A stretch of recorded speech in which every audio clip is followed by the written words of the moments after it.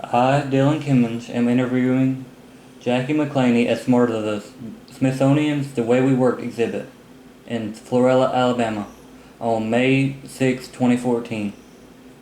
Please state your full name and spell your last name and tell me where you live. Okay, my name is Jackie O. McLaney, spelling MC capital Laney in Lockhart, Alabama. Do you understand that you are being interviewed as part of the Smithsonian's The Way We Work exhibit and knowingly consent to doing this oral history? Yes, I do. May I proceed with the first question? Yes. When and where were you born? I was born in Florala, Alabama in 1938. As a child, what did you want to be when you grew up? As a child, I wanted to be a soldier.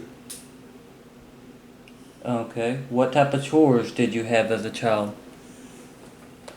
Well, growing up on a farm, I had all the farm chores, like milking cows, taking care of all the livestock with my dad, and just farm chores. Okay. What childhood memories do you have of your family working?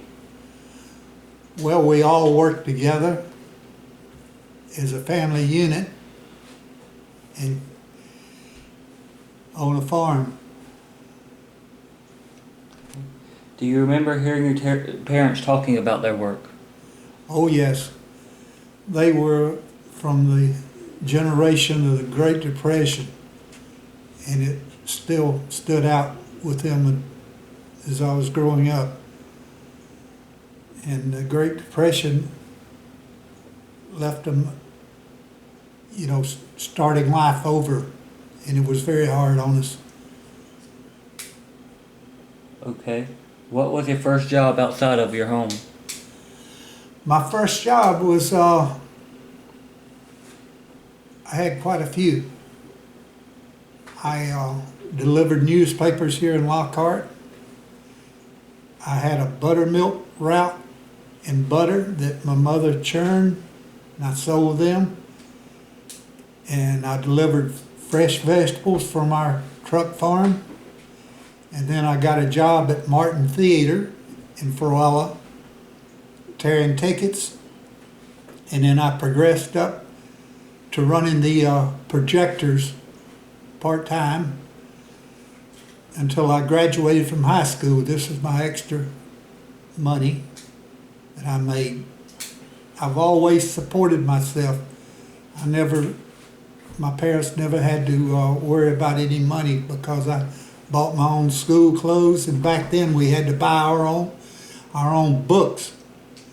And I bought my books and my clothes, and I worked in the lunchroom at school setting out milk, and I got free lunches.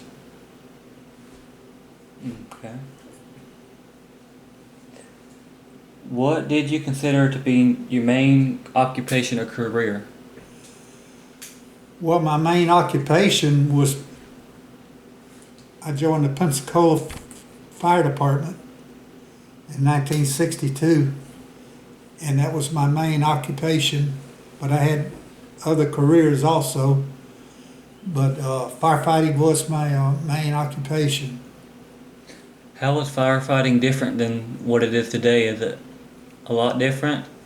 Oh, when I went in the fire department, the ladders were made out of wood, and the men were men. And now they got aluminum ladders, they got air-conditioned fire trucks, but we rode on the back of a truck standing up, and the other trucks we got were open air trucks. None of this modern stuff we have today. And there was no such thing as air mask. In other words, when you went in a burning building, you had to eat the smoke. And it was a lot different back then than it is now. What made you want to be a firefighter? I had several jobs like when I came out of the Army, I worked with L&N Railroad in signal and communications, and then I got married, and was away from home all the time, and so I got a job selling insurance down in Pensacola, and I did not like this.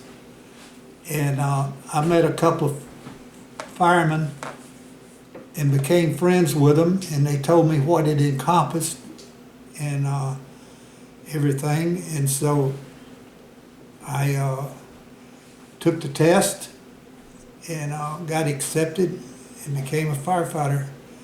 And after I became a firefighter, then I found I'd say what I'd been searching for is when you help someone, you rescue them, you put the fire out in their home, or if they have a severe accident, and back then, there were no paramedics. We were the paramedics. We had only training we had was first aid, but we saved a lot of lives by doing the proper first aid for people. And then the funeral home would come with their hearse and take them to the emergency room.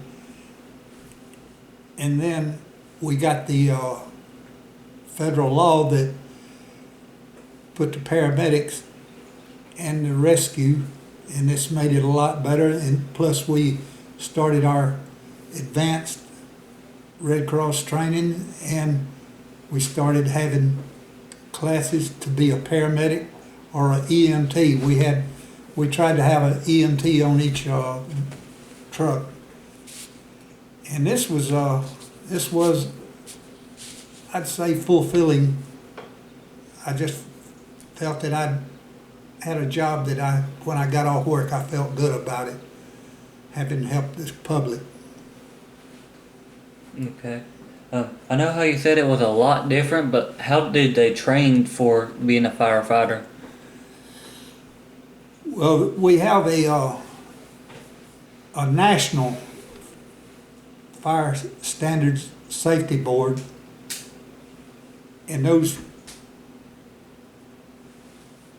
rules and regulations are passed on to all 50 states. But the state of Florida and like Alabama, they have their own fire. Each state has their own fire college. And you go through those courses and you never stop training the whole time you're in the fire department.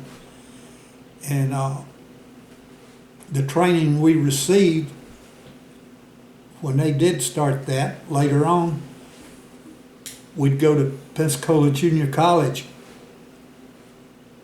because we wanted a degree in fire science. And also the fire college would send instructors up to Pensacola, and we'd have classes 1 or 2 times a year. And it was just an ongoing thing. And when I went in the fire department, we were classified by the ISO, Insurance Service Organization, and we were a class 5. And the group of young men that I was associated with, we began to rise in the ranks. Like you start off as a firefighter, and then lieutenant, and then a captain. And I rose through the ranks real fast because I studied hard and applied myself. But we started working, and within 10 years, we went from a class 5 to a class 1, which is the best there is in the United States. There were only 2 other fire departments in the United States at that time with a class 1. One was Baton Rouge, Louisiana. The other one was Los Angeles, California. City fire department, not county. And we were so proud of ourselves. It saved the taxpayers a lot of money on their insurance. And that's one of the prides we had of being class one, and we all contributed to it. Do you remember what your wages were when you were a firefighter? It was, we talk in 1962, and I think it was $119 every two bi-weekly. So it was very low wages. I could have went to work at Kimmons, which is Monsanto, and made a lot more money, which a lot of people wanted me to do, but I still wanted to be a fireman and help people. Plus, you work 24 hours and you're off 48 hours. And I had went to Army Ordnance School and learned well. And I started my own welding business on my days off. And I had my own welding business for 25 years to supplement my income. But we gradually got raises and started getting a decent salary. Okay. As a firefighter, what do you consider to be your most meaningful professional accomplishment? Say again now? What do you consider to be your most meaningful professional accomplishment? Well, my professional accomplishment was, as a captain of the station with all my men, was the training.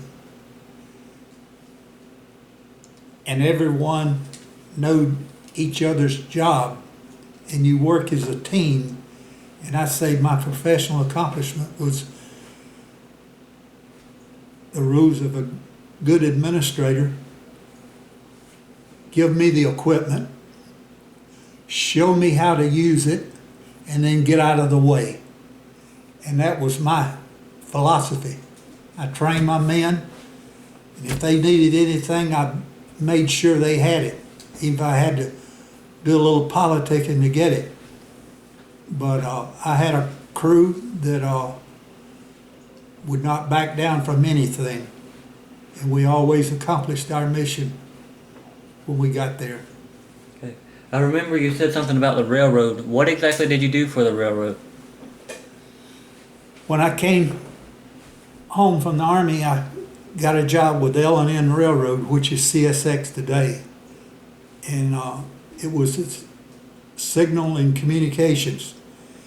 We put up a centralized CTC, centralized traffic control system, from Mobile to New Orleans.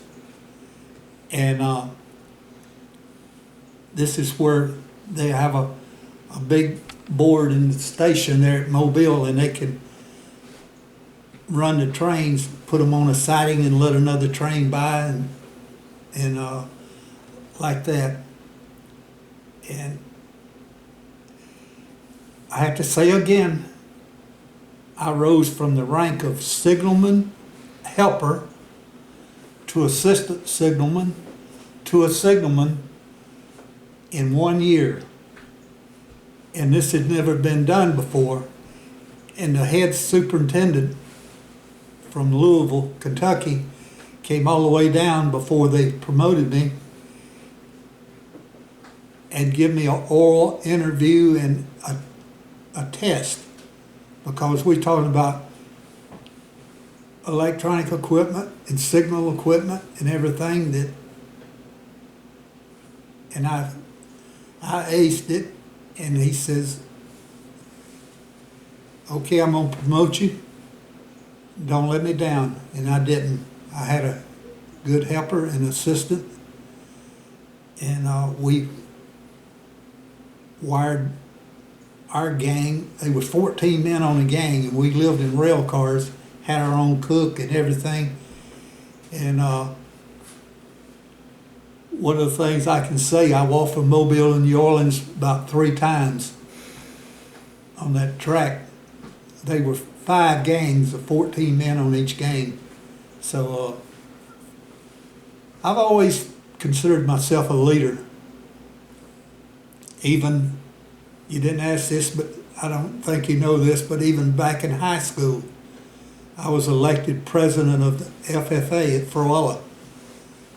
Back then it was Coden County High School, CCHS, and I was president of FFA, which was a great honor. And in the band, my band director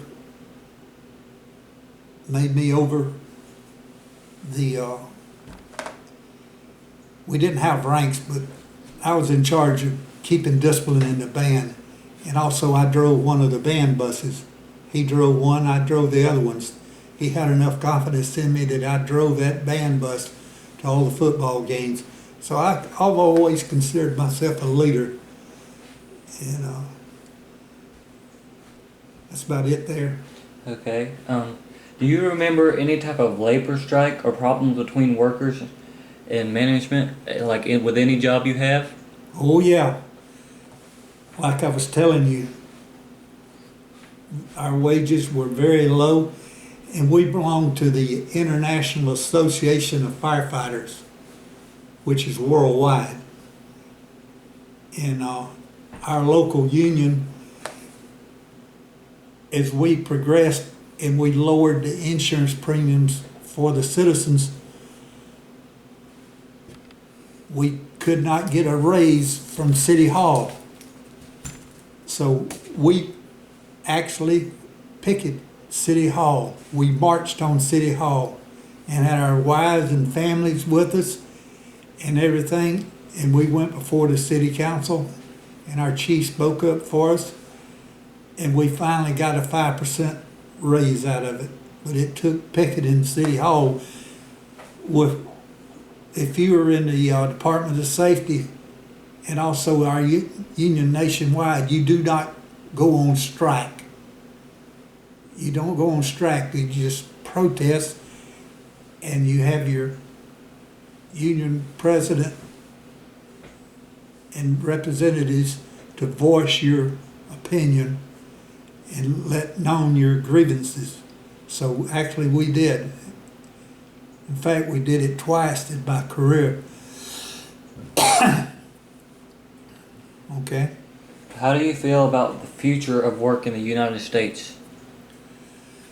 Right now, it's kind of bleak in the last, this past administration, because you can stay home and not have to work and be dependent on the federal government.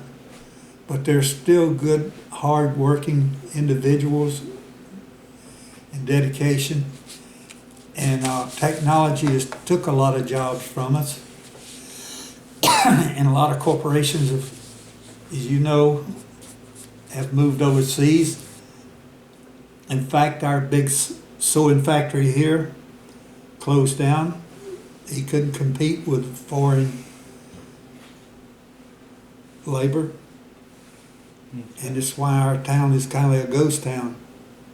But I feel that we will rebound from this and stay a, economic power in the world.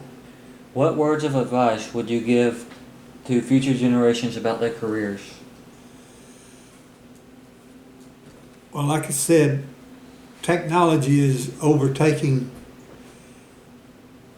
a lot of things, and I think as far as a career goes, you got to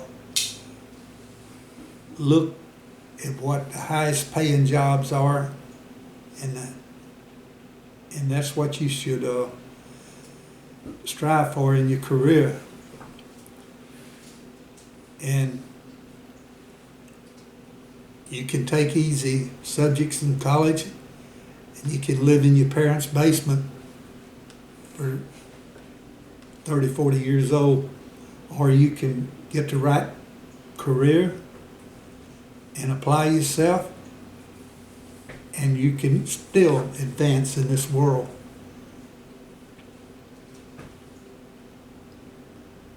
Is there anything else you would like to talk about that we have not covered in this interview? How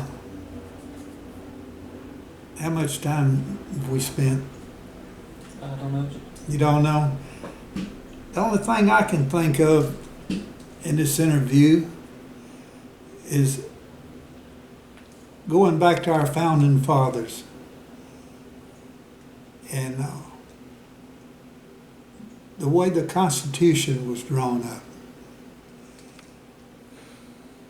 And I think that we're getting away from that and what it means to us, and we're losing this fact that God blessed this country and our Constitution was drawn up on the Bible and its principles, and we've got to keep the right kind of Supreme Court justices because they have too much power, too much say, and we got to really watch who we have in Congress. And the presidents, they don't have that much influence except with their executive powers, which we know about. But we got to vote the right people in. And me being a conservative, you know how I feel about everything.